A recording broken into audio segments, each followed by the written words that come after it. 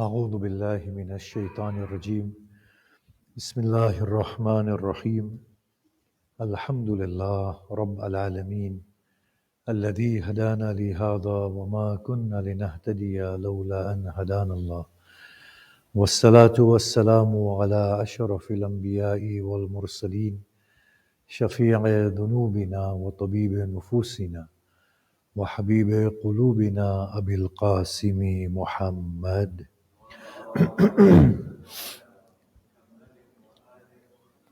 وآله الطيبين الطاهرين وأصحابه المنتجبين ومن تبعهم بإحسان إلى قيام يوم الدين بسم الله الرحمن الرحيم رب اشرح لي صدري ويسر لي أمري واحلل عقدة من لساني يفقه قولي أما بعد السلام عليكم جميعا ورحمة الله وبركاته بسم الله الرحمن الرحيم أعظم الله أجورنا وأجوركم.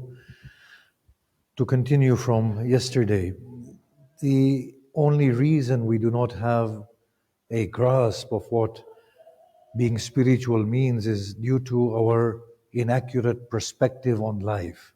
You see, theologically, we are taught that God creates us and awakens us upon the face of this earth, which means there is no past to us.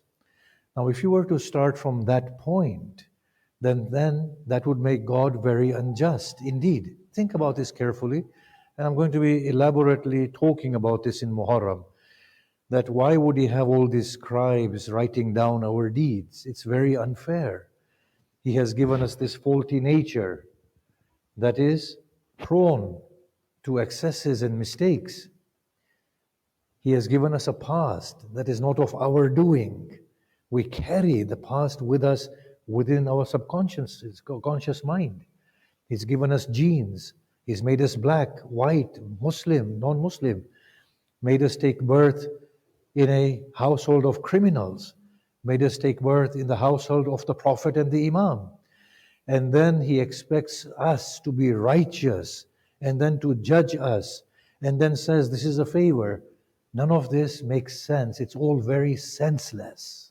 It doesn't make sense. In fact, that makes God most tyrannical, an unworthy God, one certainly not worthy of worship whatsoever, a God that should be denied by one and all. Think about this very carefully. You're a parent. If you were to see somebody burn in hell and he is closer to you by your admission than your most favored child, would you let them burn? We hear the hadith, don't we? That God says to Moses that I love the worst of my creatures 70 times more than a mother loves the best of her children. Now, if that's the case, then a mother would not let the worst of her children burn in hell more than a particular duration, even if she's a hard-hearted, stone-hearted woman. So how can God, who loves the worst of his creatures 70 times more than a mother loves the best of her children, punish somebody for eternity? Although I don't believe hell is for eternity anyway, and neither is paradise. And you're going to get to hear all these mysterious talks in Muharram. I'm just advertising it from now. That makes God most unworthy. He's not worthy of worship. We say, God, you've given me this faulty nature. What fault is it of mine? You've given me memories that I don't even know where they come from. You've put a karma in place and I'm suffering due to what my parents have done, whilst others are rejoicing due to what their lineage, ancestry may have done prior to them. You see, the perspective on life is skewed up. It's a messed up perspective. The Quran between the lines is telling us there is something else going on here. When God says, Ya ayyatuhan nafs al-mutma'inna, irja'i, return where? When God says He has created you from one soul, then He gave you forms, and then He said, prostrate before Adam, it shows our pre-worldly existence. You see, we need to get this right. This world is a huge bestowal from God. Life is a priceless gift. The inadequacies and the deficiencies that we carry are there for a reason, and they are an opportunity. They are justified by what has happened previously, our personal circumstances in this world. If we start off from that point, then we will see that indeed we are indebted to God for everything that God has given us. If we were to have that frame of mind, then we will understand why somebody like Imam Ali is saying to Allah, forgive me my sins. And he is imploring Allah in his Munajatu Sha'baniyah, in his dua Sabah, in his dua Kumail, in other places where he has spoken. This will then put into perspective why somebody like Hussein ibn Ali, he says to Allah, imploring him, O Lord, how may I thank you? With my limbs and my hands, are they not a bestowal from you?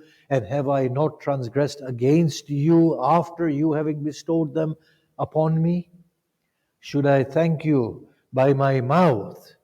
Is it not given by you in the first instance? And have I not sinned against you subsequently? With what may I thank you? And that is why Ali ibn Abi Talib says, O Lord, I implore you through my state of poverty and my state of nothingness to you. He acknowledges that he is not worthy of anything. Everything that is given to him is a bestowal, and now a whole life is taking place in a state of debt to Allah subhanahu wa ta'ala. And that is what Hussein ibn Ali says in his dua, that may I thank you with my words, but then every word that I utter in giving thanks to you causes me to become indebted infinite times more. For is it not the air that you have created that I'm going to breathe in? Are they not the lungs that you have created that expand and inhale the air? Are they not the lungs that contract and exhale the air? Is it not the vocal cords given by you, the tongue and the lips and the understanding of language, and more than everything, the good sense of knowing you and thanking you? Oh Lord, it's an impossible task. Such state of recognition of God is only after understanding that we are here for a particular reason. We do not deserve this life. It has been given to us not only as a penance and to make amends for whatever has gone on before, but also a huge opportunity for us to claim a sort of glory that was never available to us given our state previously and our natural state. And in that context, if we look at God, and when God states that I forgive every sin, then that is supposed to then humble the heart. Obviously, I want to develop this theme slowly as we go through it. And it's supposed to make us acknowledge God through gratitude. So the second principle of wayfaring, after understanding that this is a pretentious life, and if you read the Quran, I'm going to talk about it in Muharram again. If you read the Quran, it designates the life of this world Hayatud Dunya. And it says to the life of the jinn and man, Gharrathum Hayatud Dunya, deceived them the Hayat of Dunya. The Quran is very careful in making a distinction between earth and the life that we lead upon the earth. The earth is there as a real being, a real entity. We are real, but the lives that we are leading is not the way we think it is. God designates it as Hayatud Dunya, the immediate life or the lowly life, and God calls it an illusory life. It is not a real life. Get your perspective accurate. So whatever you gain, whatever you lose, whatever you aspire for, none of it is right. All of it is a mirage. It is not true. When the veils are removed and your sight becomes as sharp as the edge of the blade, that is when you will cry out that now I see the truth. Lord, send me back that I may do righteous deeds. You see, everything about this Hayatul Dunya is pretentious. And for the one finding the one that is beyond the Hayatul Dunya, needs to first acknowledge that whatever I'm experiencing right now is not for its own self. It is for something else quite lofty, quite beyond. So the first thing, in wanting to find God or realization of God after his recognition, is to admit the falsity of this world. And Ali ibn Abi Talib has constantly said, وَغَرَّتْ, and a soul that has been deluded by the life of this earth. So the first thing is to admit that I am not real in the way I think. So therefore, what the people say about me, praise and love and hatred and scorn, whatever it is, this should not matter to me. This should not distract me. The second thing we have to understand is that the properties of this world, health, sickness, wealth, poverty, these are not real, these are arbitrary. We cannot live for them and we cannot die through them. Ali ibn Abi Talib says in one of his statements that that lofty soul of God is the one who finds health in sickness, richness in poverty, life in death. The opposite is the truth in any case. So that's something we need to understand. So what happens there is that we do not become distracted by life. Now look at our approach to God accurately. For the most part, the du'as that we make to Allah are what? Oh Allah, give me health, give me wealth, give me a long life, give me children. These are all worldly prayers. These are the prayers of dunya. The only prayer that should be made in the most accurate sense is, O Allah, give me your light. For if I have you, then I lack nothing. But if you give me everything at the exclusion of your light, then after having everything, I have nothing. Look at the likes of me. I have led almost 60 years on the face of this earth. Everything has happened. God has given me everything. In the process, the only thing I've lost is my own self. I've lost 60 years of my life, and I'm on the verge of my last breath. So what have I gained through all these belongings that Allah has given me? Allah has given me all of you who will no doubt forget me once I'm gone. And you should forget me. Yes, not because I'm a bad memory, but that's the way life is. Look at our du'as. They are all worldly du'as. Can you not see that? We have gone wrong, miserably wrong. It's a pretentious life. So the first thing we do is, and I'm not saying don't make these du'as are important and we do need to make them to be connected with God and to find deeper meaning. But the first thing is, we understand our pretentious state. The second thing we do now is, we understand our nothingness. Once we understand our nothingness, it causes the collapse of identity. You see, the thing that holds me together and makes me the other than God, or at a distance from God, is my understanding that I am something. So the second step and the most important step is to recognize the nothingness of the self after recognition of the pretense. Here is where Ali ibn Abi Talib says, اغفر لمن لا يملك إلا الدعاء. Forgive the one who has in his ownership nothing but a plea to make in your presence. So he is denying himself any level of agency. Neither can I procure any good, nor can I dispel any evil. لا أملك لنفسي نفعا ولا ضرا. The Quran says, it says to the Prophet, Muhammad, قل, O Muhammad, say, لا أملك لنفسي نفعا ولا ضرا. I do not possess any benefit for myself, and I do not have the ability to ward off any evil for myself. And then he says, tell them, O Muhammad, if I knew the unseen, I would have averted many evil consequences, and I would have procured many goods, but I have nothing to my ownership. I have nothing but poverty in front of Allah subhanahu wa ta'ala. If we can acknowledge that level of deep-seated poverty, then what happens is that Allah becomes the only authority. So the first thing is indebtedness to Allah, breaking away the false personality. The second thing is the full collapse of agency. If we arrive at that point, then we call out like Hussein ibn Ali called out, that, O Allah, allow me to embrace your destiny as and how it presents itself. Allow me not to hesitate from within my soul. This is the thing that keeps us away from embracing our light. This constant hesitance from the decree of God. It does not mean that we should not strive our level best to procure a good decree. All it means is try your level best.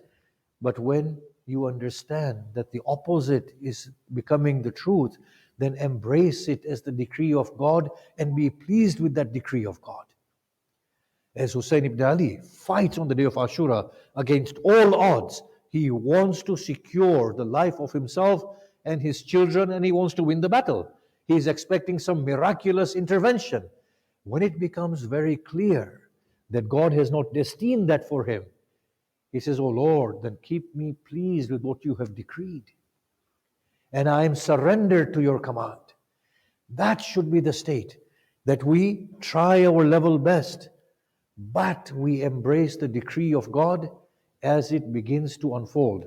And therefore our prayers should be, "Oh Allah, give me this and give me that. And through all of it, allow me to find you. But if you decree otherwise, then allow me to accept your decree, not begrudgingly, but wholesomely,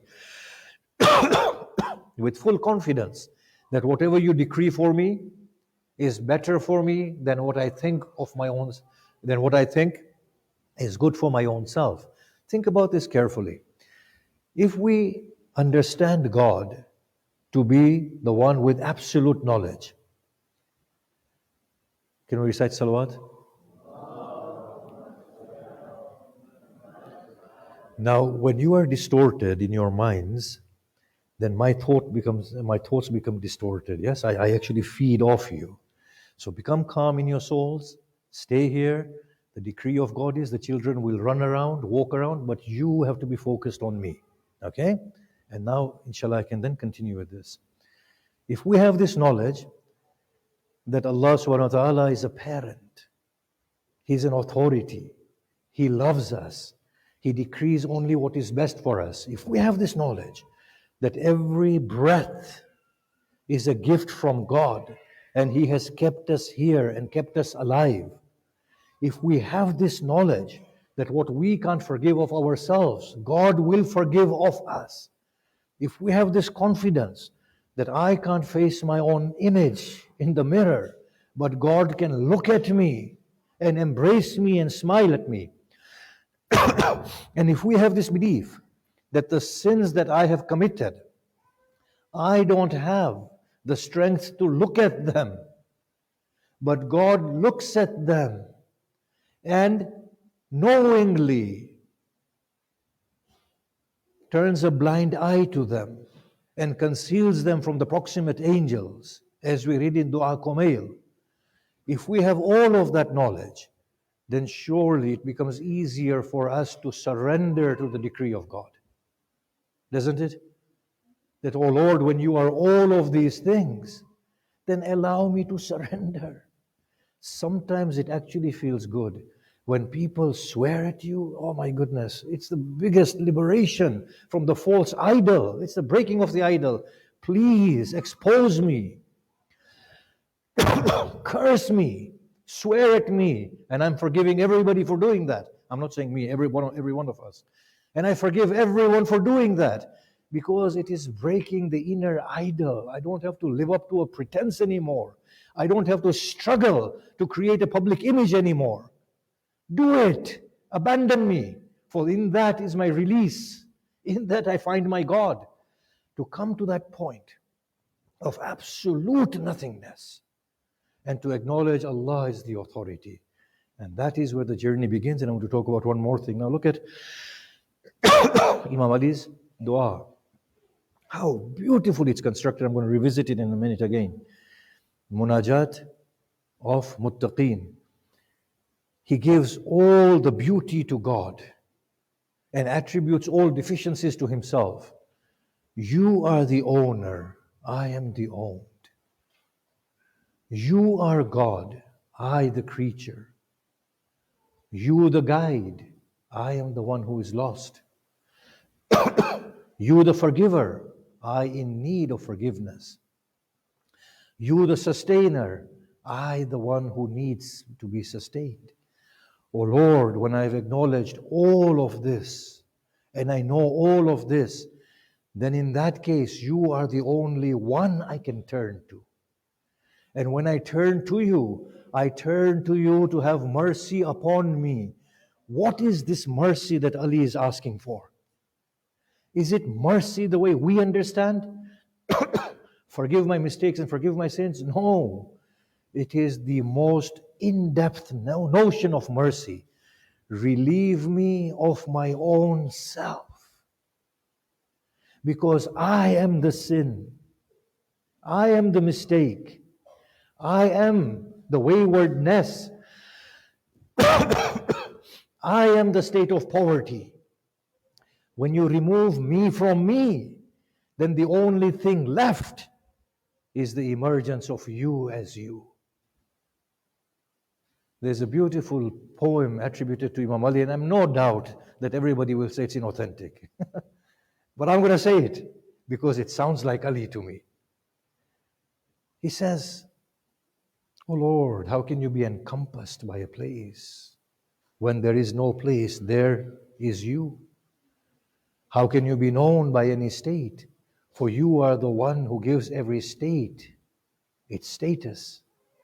Oh Lord, I have been surrounded by knowledge to an extent that now wherever I see nothing but you." He says, "Oh Lord, in my destruction has occurred my destruction." In my destruction means when I began to lose myself, I began to lose the notion of losing myself as well. And in my ultimate destruction, O Lord, when it was seen, nothing but you were found. You see, once there is that utmost destruction, then there emerges the most beautiful one. Any wonder that he is spat upon on his face, and he turns his face away and walks off? Why did you not slay him? I would have done it for my ego due to the rage that he incited within my soul. Why did you go back? My ego had diminished, and he was slain for the sake of God. And that's what the Prophet said. His one strike is weightier than the good deeds of man and jinn till the day of Qiyamah. With that utmost purity. However, we must not forget that we are humans and we cannot deny ourselves, our human experiences, and that is what is most influential in our evolution to God. So if we feel fear, then we must allow ourselves to feel fear. I am afraid. However, the mistake that we are making is we are associating that fear with the fear of God. Let's make a distinction. I have a court case. I am afraid of the outcome of the court case. I'm not afraid of Allah. Can you see that? But I take Allah as my aid to help me through the court case, to give me success. And if I fail, to give me the strength to bear it, the consequences. But when we fear the hereafter, who are we fearing? We are fearing Allah Himself, aren't we? When we talk about the accounting, we are afraid of Allah. When we talk about hell, we are fearing Allah. The day in which children will become white in their hair, we fear Allah. You see, that's the mistake. We are afraid of judgment. It's like going to a court. We are afraid of the dungeon, which is a prison sentence. We are afraid of the scales that will be placed.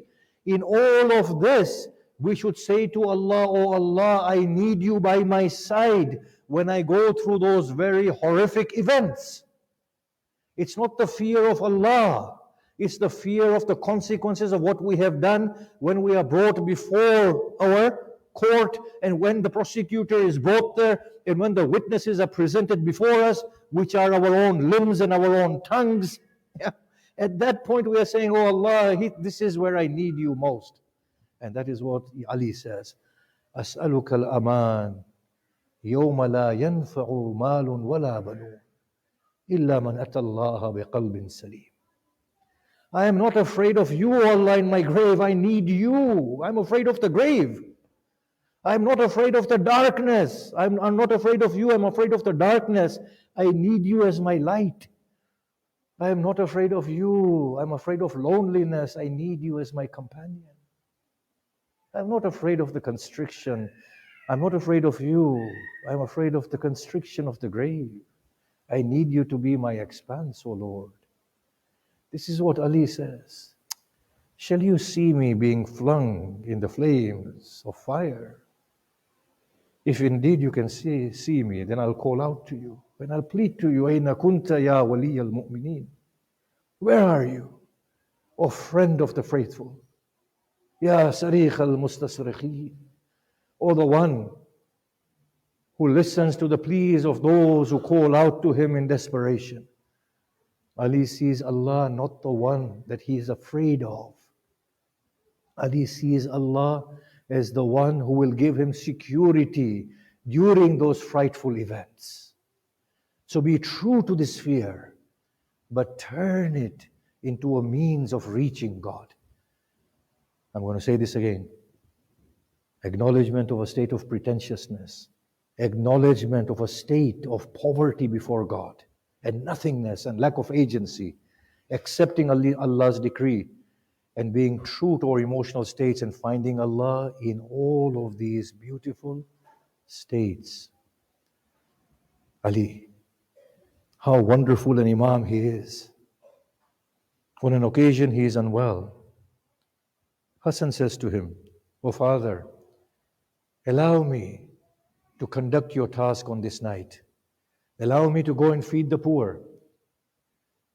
He said, "Hassan, what if you, in your haste, forget to visit an orphan or a widow or an old person, and they sleep on a hungry stomach, and they come out on the day of Qiyamah, and they say to Allah and my Habib, in the Khilafah of Ali, I slept hungry on such and such a night.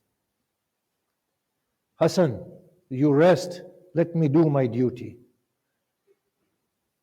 The Imam used to feed the poor and the orphans and the widows at night, but he never let them know who he was, for he would conceal his face with a cloth. On this night, we find the orphans crying out. We find the widows wailing. Where is that friend who comes and feeds us? On this night, we find Kufa converging to the house of Ali. We are told that when his Sahaba carried him on a stretcher to his dwelling, he looked towards the sky and he said, "O heavens, bear witness, you have not found Ali lying down at such a time." Then he says to his Sahaba, "Scatter. Allow my children to escort me into my house." Why, O Ali? Zainab will not be able to bear. I will say, "O Ali, you underestimate your daughter. Come with me to the plains of Karbala. See how in search of her Hussein, she calls out, 'O Aba Abdillah, call unto me.' See how she arrives upon a hill, and look through her eyes and see what she sees. Shimar's knee is placed upon the chest of her Hussein, and the knife approaches his neck. And she calls out, 'If only the heavens would break.'" ألا لعنة الله على القوم الظالمين وسيعلم الذين ظلموا أي منقلب ينقلبون. رحم الله من قرأ الفاتحة.